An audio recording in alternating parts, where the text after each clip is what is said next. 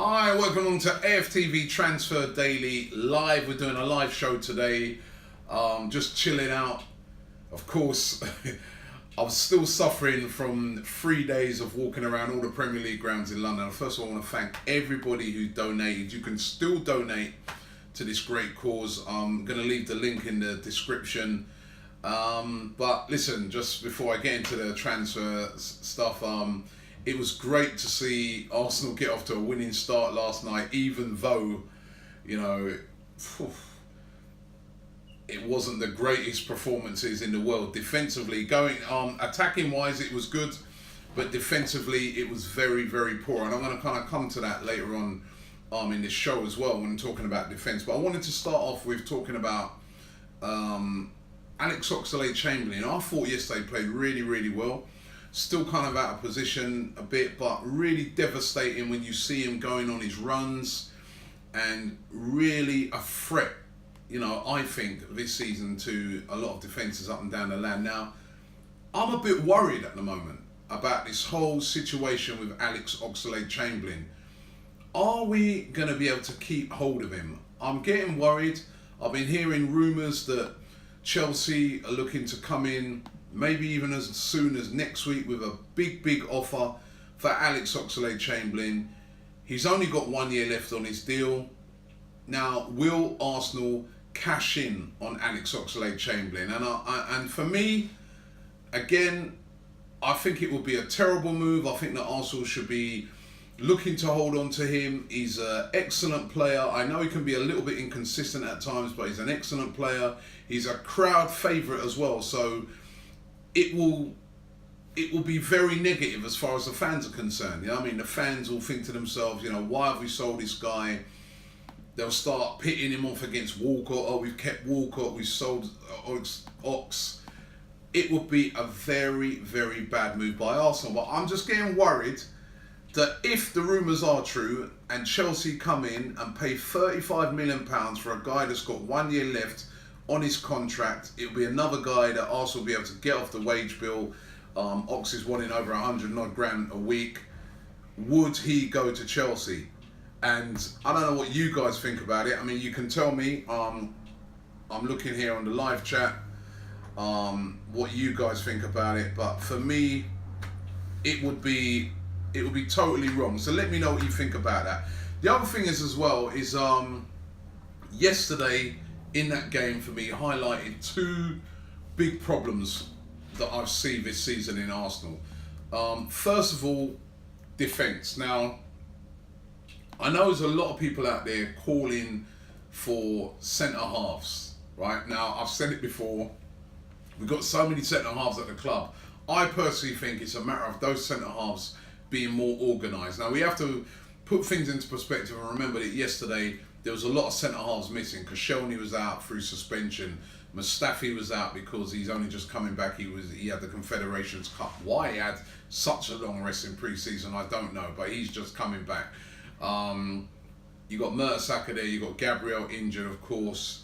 You've got Chambers, who looks like he's going to be on his way out, and you've got Rob Holding, who you've got to give a guy a chance if we're going to find out how good he's going to learn with games. So those are the centre halves. Now, there's been a big call for Van Dijk, who, by the way, a lot of people are saying if we had Van Dijk last night, remember, if we'd have signed him, probably would have been playing either, because he's just been coming off of an injury as well. But do we need to sign somebody like a Van Dijk? I see here, Hennessy here says Van Dijk. That's who we should be signing. Should we move in for Van Dijk? We know that, he's handed in his transfer request. We know that Southampton are adamant that he's staying. Now, if Arsenal do shift some of these players out, right, that they said they're going to shift out, which no doubt, I think when the deadline comes, there will be players like Debuchy, Gibbs, Perez and these guys going. Plus, remember, Arsenal have only really spent 40 odd million so far this window on Lacazette.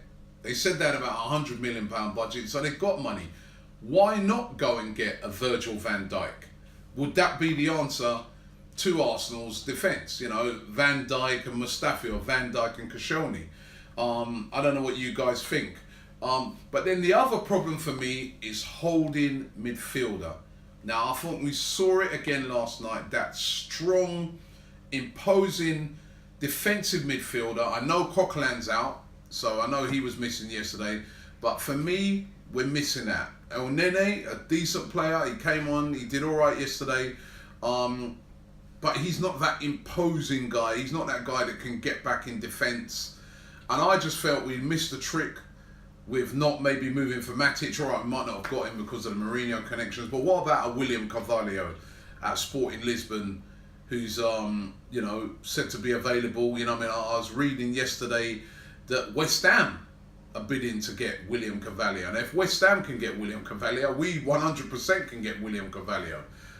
So these guys who, you know, again, that's a guy that I think could go in the middle and do a job. You know, I don't know what you guys think. So just going through a few of your comments.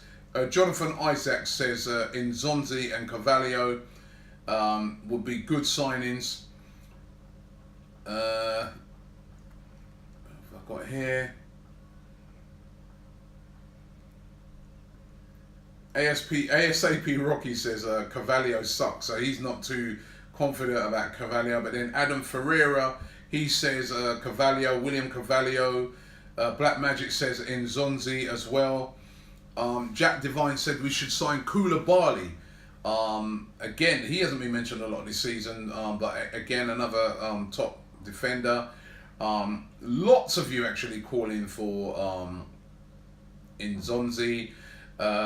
Mafan here is saying just put the money on the table, and which should be about £55 million, and get Lamar. Again, what's happening with that?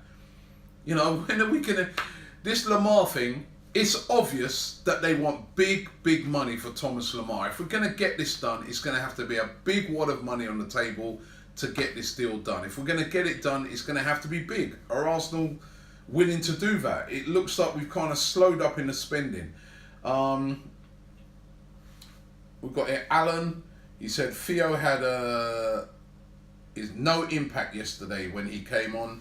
Listen, it's the first game, but yes, again, as I said, if we was, for instance, to sell Ox to Chelsea, Theo will be under loads of pressure every time he plays.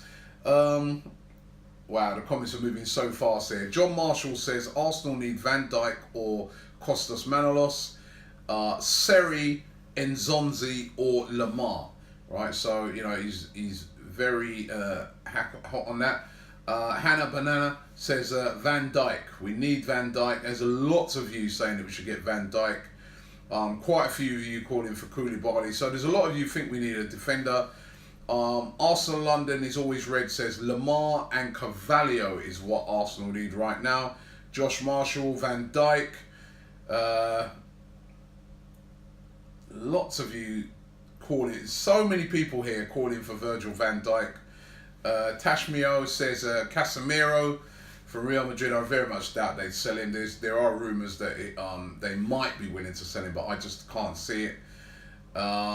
Luke Staver says he gives a combination. So he says Nzonzi, Granit Xhaka, Van Dijk and Kolasinac all in the same team would strike fear into opponents. Viral Thing says Van Dijk and Lamar is what we need to get. And Finjamin says Nzonzi is a tank. Listen, it's a common theme. I personally think that not so much, this is my personal opinion, not so much a centre-half, but if we did get a good centre-half, I wouldn't be against it. But for me, definitely a top quality defensive midfielder we could deal with. A bit of muscle in that midfield. We saw it yesterday against a very physical Leicester team. What do you guys think? Leave it in the comments below.